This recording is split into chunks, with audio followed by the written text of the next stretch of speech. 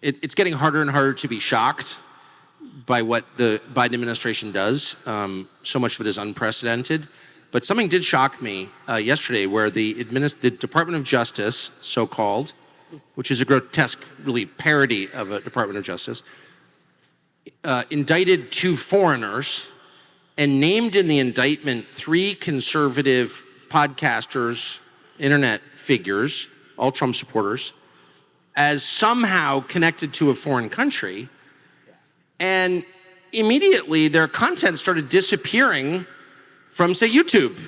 They pulled a big documentary off YouTube this morning because the Biden administration said that, yeah, it's beyond belief. So basically you have the Biden administration's Department of Justice shutting down criticism of the Biden administration. And I don't know if I'm going insane or I'm missing something. Is anyone noticing this? How is this allowed? So I'm glad you brought this up. There's definitely something really weird going on here. So I don't have any facts any different than what other people have read about this in the last 24 hours, but I do have a gut instinct about it that's pretty strong. And it comes from just basic pattern recognition of the last 2 election cycles, okay?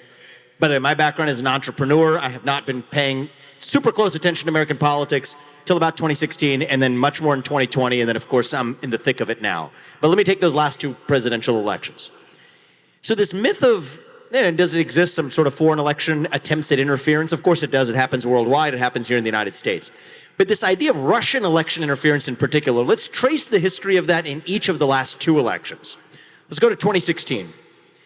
The allegation of Russian election interference to support Donald Trump, when you double click on that and look at what was the actual foreign election interference there, it was actually U.S. election interference in the U.S. election through the Steele dossier, but laundered through the narrative of actual Russian interference. And actually there was a Russian intermediary to perpetuate that attempt at election interference about Trump's Russia collusion hoax. That's in 2016.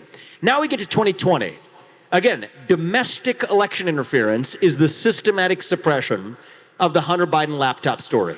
That didn't happen by Russian companies, it didn't happen by the Russian government, it happened by US social media companies acting at the direction of deep state actors in the US government that suppressed probably a story whose suppression changed the outcome of the 2020 presidential election. But again, what did they say? They said, no, this was Russian disinformation. So now you're seeing a pattern. In 2016, there's domestic attempts at election interference, but they run it through a Russian smokescreen. In 2020, there's domestic election interference, but they run it through a Russian smokescreen. So this time around, when I see Merrick Garland in the Department of Justice sitting under the Biden administration, suddenly alleging election interference by the Russians, I don't have any facts other than to say my radar goes off and says, I want to know where that election interference is actually beginning. A lot of those allegations that they were somehow helping Trump, I actually got curious. Actually, you could make strong arguments that a lot of these posts or whatever actually weren't helping Trump at all. But the fact that they called that Russian election interference again just suggests to me that this may be part of a pattern of what we saw in 2016 and 2020. Well, you think? So I don't really buy what they're selling on this. Yeah, Kamala's losing, which she is. She is. She's losing in the states that matter. Pennsylvania, Wisconsin, Arizona. It's amazing. So all of a sudden, the other side is being funded by Russia. Of all the countries that interfere in our elections, and there are many, Russia's at the bottom of the list, okay, in terms of effectiveness. But it's a little, they're literally going back to the Russia well again. Yeah, I think this is not a super clever group, right? I think that, I think the problem is they are actually a super clever group. I think that this is just the beginning of a volley. So this one's not going to land. I think the public, fool me once, fool me twice, shame on me, fool me thrice, shame on you, whatever the expression is. The reality is I think there's going to be some weird things that happen in the next 2 months. I think there are going to be some, depending on what happens in the debate. So I'm going to the debate next week in Philadelphia. It's going to be Tuesday. I think it's going to be probably a Donald Trump demolition, destruction of the other side. But don't cheer too much, right? Because I was at the last one, and that's actually in some ways was a trap. It was obviously a trap, right? They scheduled the earliest ever presidential debate in U.S. history Why did they do that? It was obvious. It was that they wanted to test Biden as a final trial balloon, and they got a free option. Because if he did great, they turned the race upside down. But if Biden did as poorly as he did, they swapped him out. It was something unthinkable that became the obvious. So I think if we have another debate smackdown on Tuesday, if I was a betting man, I'd predict that's what we're about to have. I also would predict we're going to have some very strange things that happen on the back of that as well.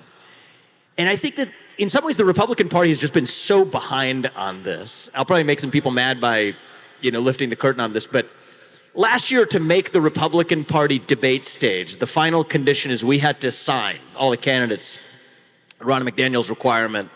I had some words to say that it had a certain, outcome there, but she made us sign a Beat Biden pledge.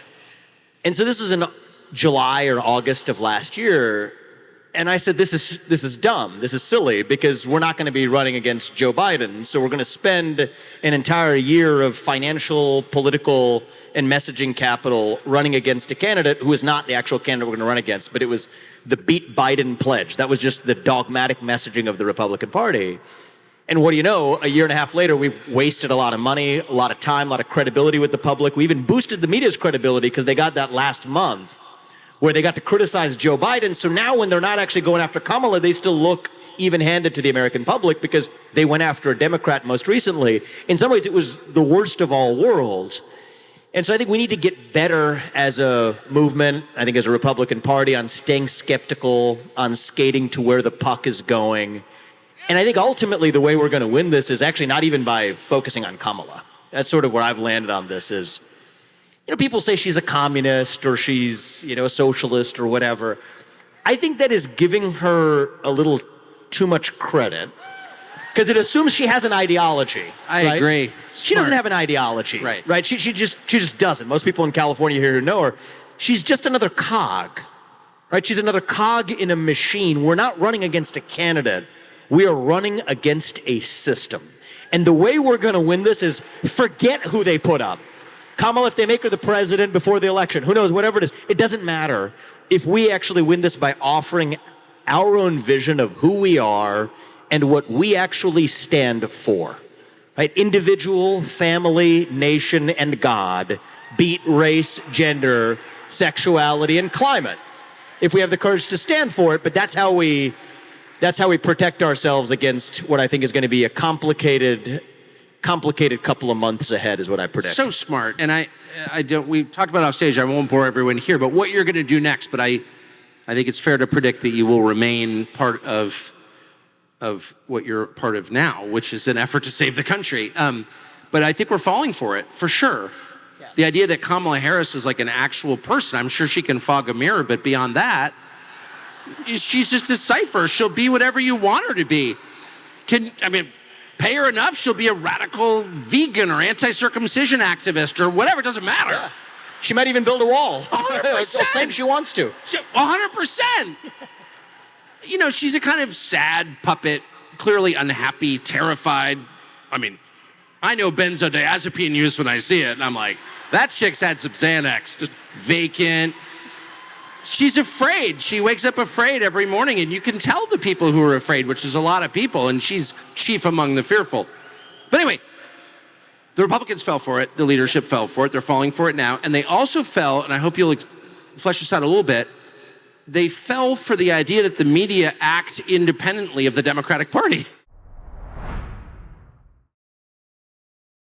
Thanks for watching our YouTube channel. We hope you'll subscribe to it. And by the way, you can hit the little bell on there and get notifications every time we produce a video. We hope you'll do that also.